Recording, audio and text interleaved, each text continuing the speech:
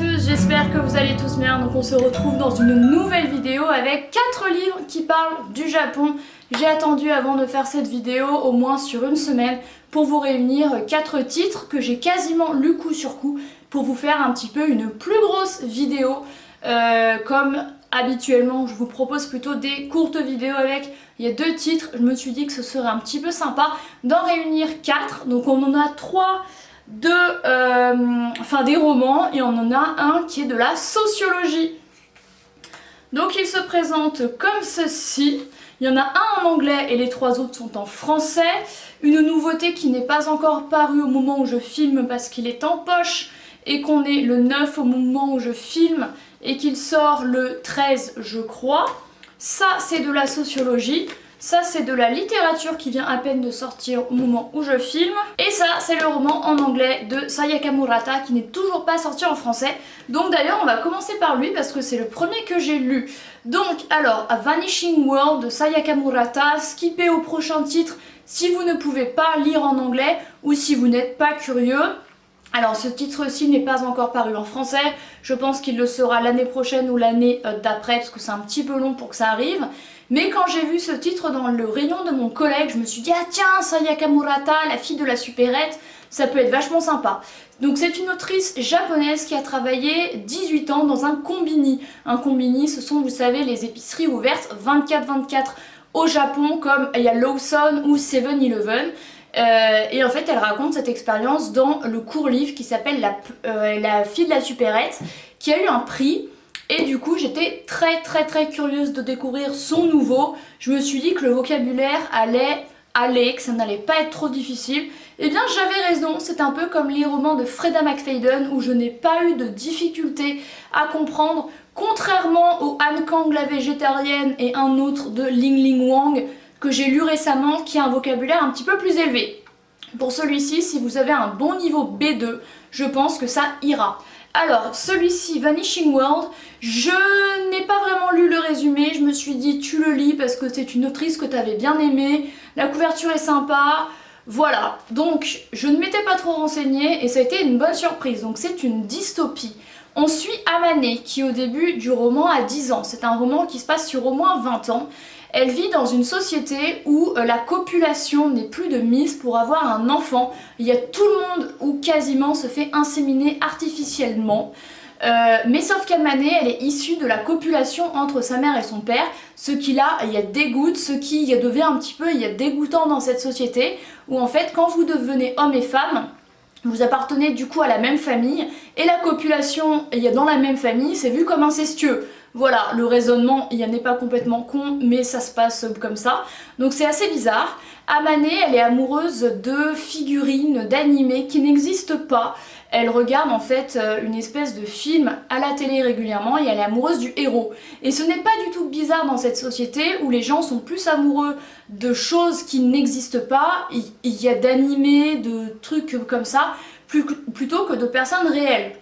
Et Amane, elle a une amie qui est la seule à savoir qu'elle est issue d'une copulation entre ses parents, sinon ça ne se sait pas, c'est vu comme il y a dégueulasse. Bref, donc voilà, c'est une société qui n'a rien à voir avec il y a la nôtre, où quand on est amoureux de quelqu'un de réel, c'est vu un petit peu comme bizarre. Sauf que Amane, elle va être amoureuse uniquement de personnes qui n'existent pas, donc c'est la norme. Elle se balade avec des espèces de porte-clés à leur effigie, etc. Et puis un jour, alors qu'elle est, il y a début ado, on va dire, elle va copuler réellement avec un jeune garçon qui lui aussi est amoureux du même personnage qu'elle. Et elle se dit, si on copule ensemble, c'est comme si on copulait avec lui, si on s'harmonisait avec notre héros qu'on aime. Voilà, donc ils vont faire ça, elle va faire ça assez jeune. Ensuite, elle va grandir, on va la suivre dans son travail, elle va être mariée une première fois avec un homme qui veut la violer, donc qui veut copuler avec elle, sauf que c'est vu comme incestueux, c'est vu comme un viol. Donc elle se marie avec un homme qui lui aussi il a déjà été amoureux, il y a 2 personnes physiques, du coup ils sont un petit peu sur la même longueur d'onde.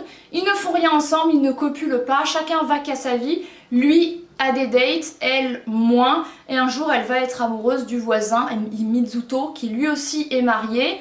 mais il ne fait rien avec sa femme parce que c'est la norme. En fait, chacun vit sa vie de son côté et en fait, en tant que couple, on agit un peu comme une grande sœur et un petit frère ou une petite sœur et un grand frère. Bref, c'est assez étrange. Mizuto n'a jamais été amoureux de personnes physiques, enfin il n'a jamais eu de rapport avec elle et elle va vouloir copuler avec lui, il va accepter et en fait c'est vraiment très mécanique parce que pour eux ce n'est pas du tout naturel, ils ne savent pas du tout comment on copule et du coup ils font ça de façon ultra mécanique, lui il ne ressent rien et il se force pour lui faire plaisir jusqu'à ce que Amane et son mari aillent dans la préfecture de Shiba où en fait depuis 10 ans il y a une grosse expérience en cours, celle il y a d'inséminer plein de femmes d'un coup, enfin plein d'hommes et de femmes d'un coup, un 25 décembre pour que les enfants naissent en même temps et les hommes peuvent aussi être inséminés via des espèces de faux ventres qu'ils portent à l'extérieur, ils voient directement le bébé, c'est un petit peu bizarre et ils décident de se rendre là-bas pour vivre ensemble, mais et continuer de reproduire l'espèce. Bref, voilà. C'est un drôle de monde où il y a cette espèce de clivage entre ceux qui veulent continuer de copuler et être amoureux les uns des autres et ceux qui se plient à la norme qui est celle de se reproduire de façon assez mécanique. Et il faut savoir que lorsque l'on donne un enfant qui s'appelle un Komodo-chan, garçon et fille se ressemblent, ils n'ont pas de prénom et ils sont élevés par la société et hommes et femmes représentent leur mother, leur mère, sans distinction de qui est vraiment leur mère ou leur père. Donc c'est assez drôle de comme ça procréer, enfin de perpétuer la race en n'ayant aucun rapport avec ceux qu'on enfante. Bref, c'est un livre que j'ai beaucoup aimé, qui aborde plein de sujets, le couple, la famille. J'ai adoré ce roman, je l'ai trouvé vraiment génial. Je lui mettrais un bon 9 sur 10. Ensuite, j'ai lu ce petit recueil de sociologie écrit par Lena Mogé et avec des photos de son mari qui est photographe. C'est un recueil qui s'intéresse aux 100 000 disparus chaque année au Japon, d'où le titre Les évaporés du Japon, publié aux arènes dans la collection Common. J'ai déjà lu récemment Vua Harajuku et il y a Tokyo Crush, publié dans la même édition que je vous conseille vivement de Vanessa Montalbano. Elle s'intéressait plutôt aux différences culturelles Japon-France.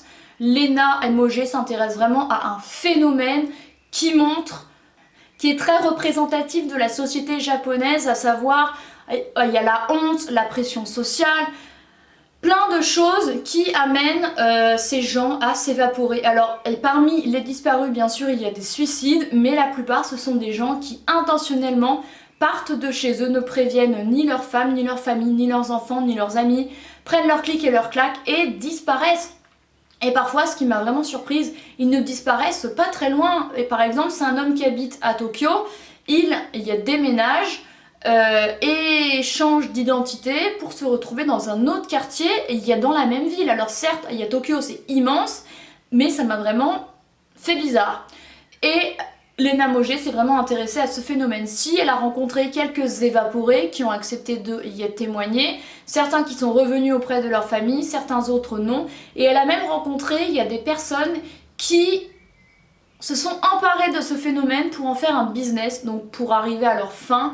C'est un phénomène du coup qui les arrange bien parce que par exemple il y a des gens qui sont devenus, et il y a des ménageurs de nuit. Des ménageurs de nuit, c'est clairement des gens, donc il y a des ménageurs mais qui aident ces évaporés à prendre des biens qui leur sont chers, il y a des meubles, et à leur changer d'endroit dans le plus grand anonymat, voilà qu'il est. Il y a des ménages en pleine nuit sans que personne ne voit rien, et c'est devenu un vrai business lucratif qui coûte 3 fois plus cher qu'un vrai déménagement. Donc voilà, donc on a des gens qui se sont fait licencier, des personnes qui n'aiment plus leurs femmes, des personnes qui sont suivies par des créanciers, qui ont gambled, qui ont joué au jeu, qui ont des dettes. Et c'est un petit peu ce genre de raison-ci qui pousse certains hommes et certaines femmes à disparaître. Donc c'est quand même assez violent parce que y en a plein qui ne donnent plus aucune nouvelle à leurs proches. Par exemple, à un moment, l'autrice est allée chez un homme dont le fils s'est évaporé, un homme riche avec une bonne situation, il n'a jamais compris comment le fils a pu s'évaporer comme ça. C'est très émouvant parce qu'on en apprend plus sur la société japonaise et un pan qui n'est guère réjouissant de la société japonaise. Il y a par exemple ici on a un homme qui a pris un ferry pour ne jamais revenir, donc certains ils partent effectivement à l'autre bout du Japon, mais certains autres vont dans des quartiers un petit peu craignos il y a Tokyo, enfin les quartiers craignos à Tokyo, c'est pas les quartiers craignos en France, hein.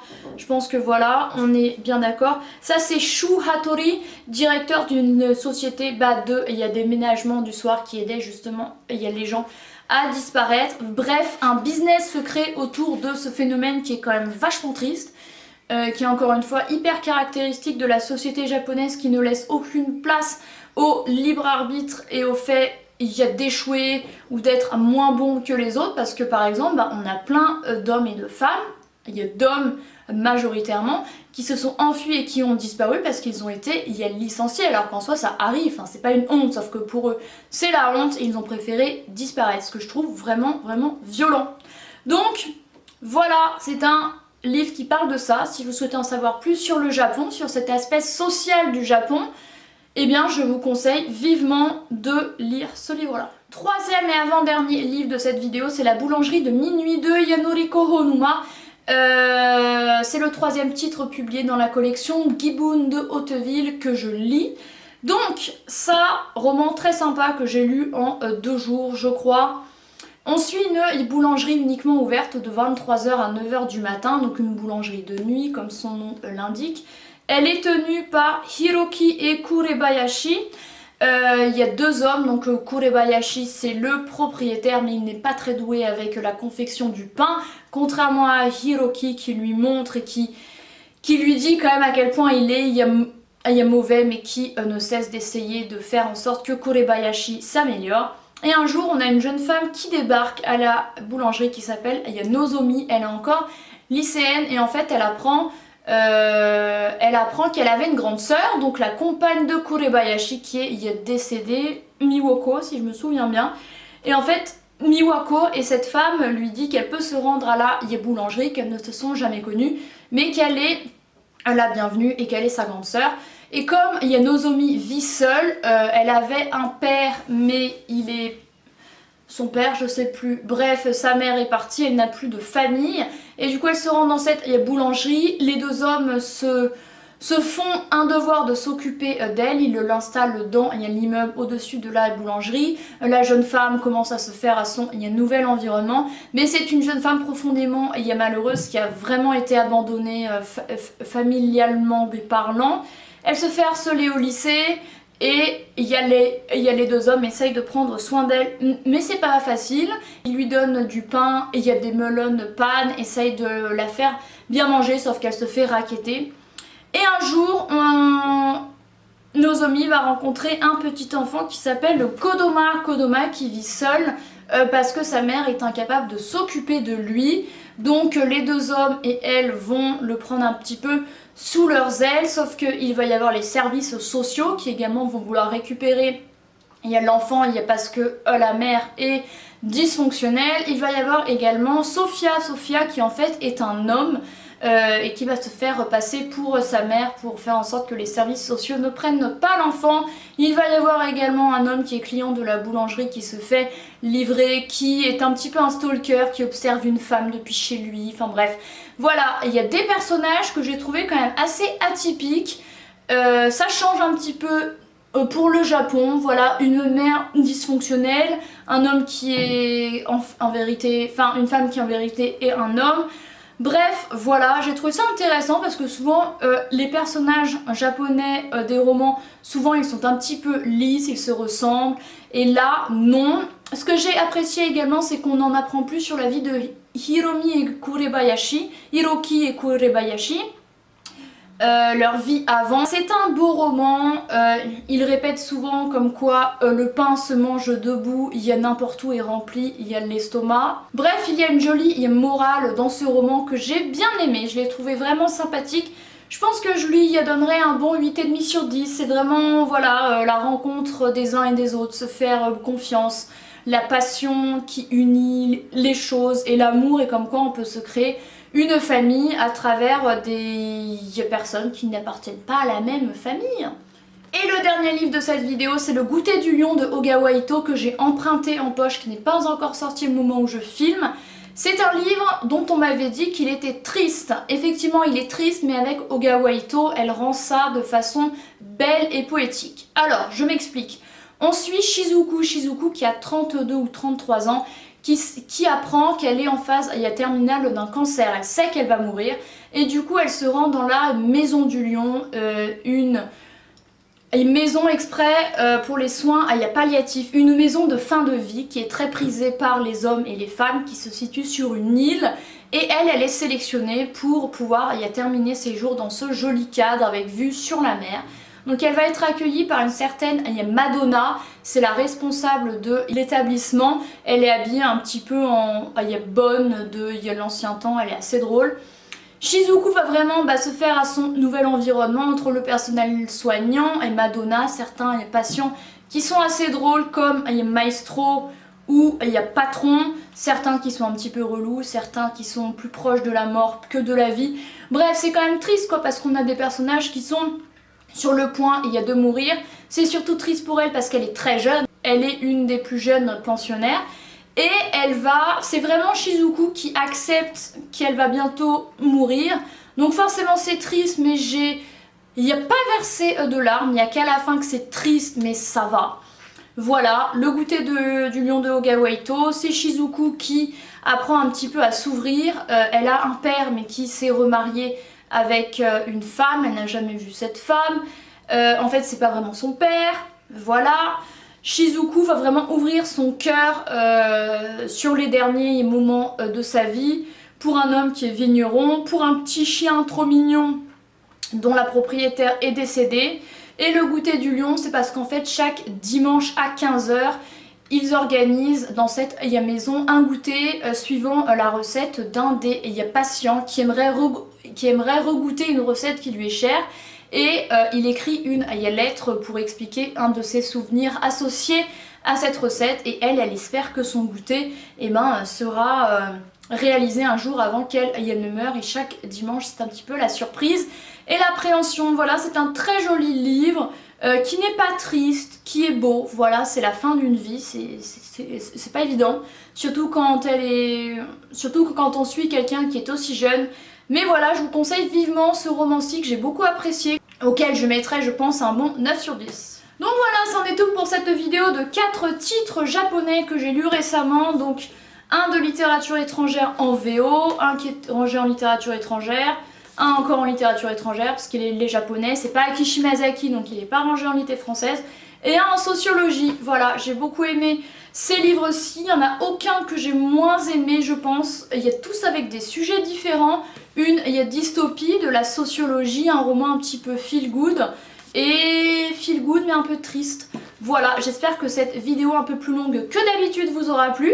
N'hésitez pas à lui mettre un pouce en l'air et à vous abonner, ça me fait très plaisir, et à me dire dans les commentaires quel titre vous inspire le plus. Voilà, merci d'avoir regardé cette vidéo, et moi je vous retrouve dans une prochaine très bientôt. Bye!